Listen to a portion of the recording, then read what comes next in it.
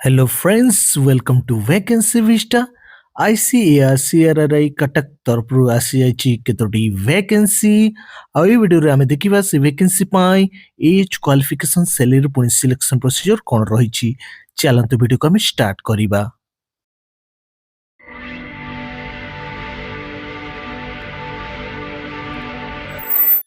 এই রিক্রুটমেন্ট ଆସିଅଛି ICAR central rice research institute Cuttack ତରଫରୁ डायरेक्ट वॉक इन इंटरव्यू अच्छी प्रोजेक्ट रो नाम हैला network project on evaluation of nano urea on crop productivity and nitrogen use efficiency in diverse agro ecological zones of India.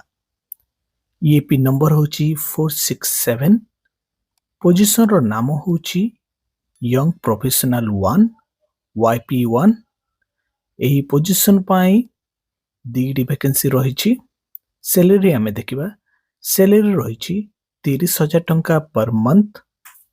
Essential qualification मागिछि graduation करते agricultural science रे बा social science बा agronomy रे और बीएससी करते बोटानी रे बा लाइफ साइंस रे बा एनवायरमेंटल साइंस रे।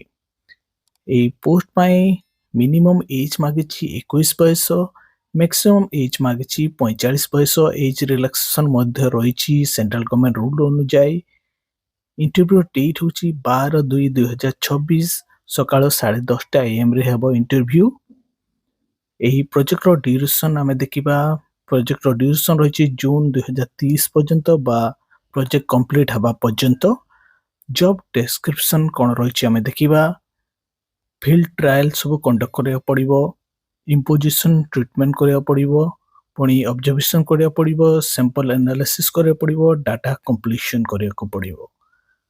प्लेस ऑफ पोस्टिंग आमे देखिबा पोस्टिंग हबो ICAR CRRI कटक रे। इंटरव्यू हबो ICAR CRRI कटक रे। केतोटी टर्म्स एंड कंडीशन आमे देखिबा उपरोक्त पदवी संपूर्ण भाव में अस्थायी एवं स्कीम बा प्रोजेक्ट सहित समाप्त होइजिबो।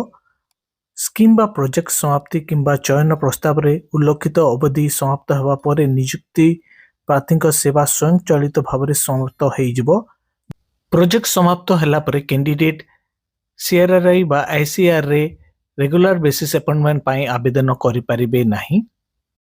एज रिलैक्सेशन मध्य रही SC ST पुणी OBC candidate pi government of India norms अनुसार योग्य एवं इच्छुक कैंडिडेट निर्धारित तारीख समय एवं स्थान रे वॉक इन इंटरव्यू बा रिटन कम पर्सनल इंटरव्यू रे जोग देवा पई एक passport size photograph, original certificate 10th रो आरंभ करिकी आपनकर मास्टर डिग्री पर्यंत ता सहित अभिज्ञता प्रमाण पत्र आनिबा को परामर्श दे जायछि। बायोडाटा फॉर्म को आपण माने डाउनलोड करि परिबे वेबसाइट रु ताको भल भल फिलअप करी डिपॉजिट करिबे सर्टिफिकेट वेरिफिकेशन समय समस्त सर्टिफिकेट पुणी डॉक्यूमेंट सहित। ICAR CRRI डायरेक्टर को पाखरे पदवी संख्या वृद्धि बा ह्रास करिवार एवं उपरे उल्लेखित पदवी पई नियुक्ति प्रक्रिया को बातिल करिवार अधिकार अछि।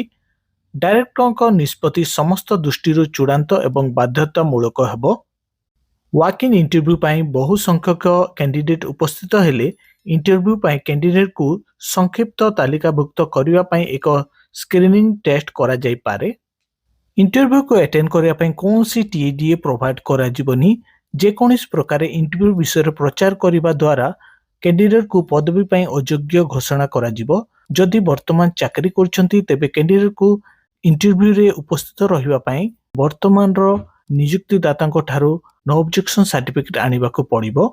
इंटरव्यू रे समय गला परे कोनोसी कैंडिडेट को इंटरव्यू हॉल को अलाउ करा जिवो नाही। एही नियम कड़ाकड़ी भाव रे लागू करा जायछि। ICAR central rice research institute रो बायोडाटा फॉर्म को केनते फिलअप करिवे हम स्टेप बाय स्टेप देखिबा। प्रथमे निजरो रिसेंट पासपोर्ट साइज फोटोग्राफ को एठी एफिक्स करिवे।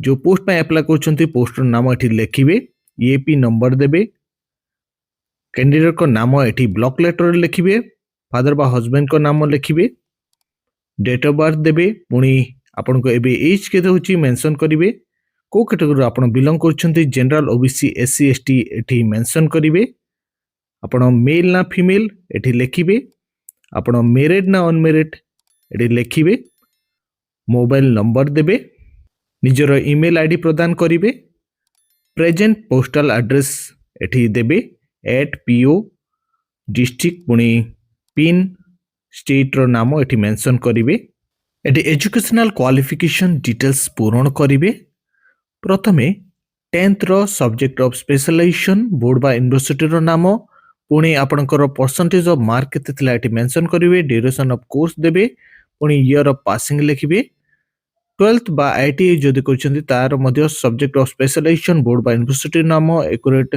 Percentage of mark duration of course पुणी ईयर ऑफ पासिंग देबे ग्रेजुएशन रो मध्ये सब्जेक्ट ऑफ स्पेशलाइजेशन बोर्ड बा यूनिवर्सिटी रो नाम परसेंटेज ऑफ मार्क पुणी duration of course year of passing लिखिबे पोस्ट ग्रेजुएशन जदि करछन्ती तार मध्ये सब्जेक्ट ऑफ स्पेशलाइजेशन बोर्ड बा यूनिवर्सिटी रो नाम पुणी percentage of mark duration of course year of passing देबे जदि नंबर ऑफ पब्लिकेशन जानिछन्ती तार डिटेल्स एटी प्रदान करिवे एटी एक्सपीरियंस डिटेल्स मागिछि आपण को गवर्नमेंट सेक्टर बा प्राइवेट सेक्टर रे जॉब करथिले आ आपनकर इंस्टीट्यूशन रो नाम आपनकर डेजिग्नेशन कोन थिला पुणी आपनकर दायित्व कोन थिला कोन कार्य करथिले तार डिटेल्स एटी प्रदान करिवे एनआरआरआई बा आईसीआर रो कोनोसी एम्प्लॉय सहित आपनकर जदि ब्लड रिलेशन अछि ताले यस लिखिबे आउ तांकर नाम डेजिग्नेशन पुणी एड्रेस पुणी आपनकर तांक सहित कोन रिलेशन अछि एठी मेंशन करिवे